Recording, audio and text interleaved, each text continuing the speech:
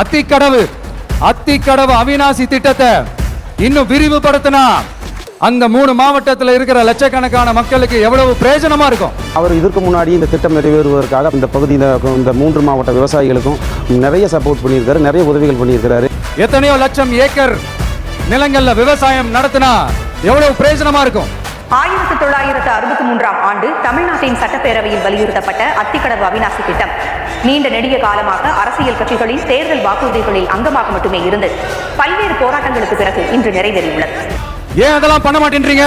ஆனா அந்த காலத்திலேயே இது எல்லாத்தையும் பத்தி யோசிச்ச அத்திக்கடவு அவிநாசி திட்டத்தை செயல்படுத்திய ஐயா எடப்பாடியார் அவர்களுக்கு மீண்டும் அத்திக்கடவு அவிநாசி திட்டத்தின் போராட்ட குழுவின் சார்பாக நன்றியை தெரிவித்துள்ளோம். அத்திக்கடவு அவிநாசி திட்டத்திற்கு முதலமைச்சர் எடப்பாடி பழனிசாமி அடிக்கல் நாட்டியிருக்கிறார். முதலமைச்சர் எடப்பாடி பழனிசாமி இந்த திட்டத்திற்காக 1652 கோடி ரூபாயை ஒதுக்கினார்.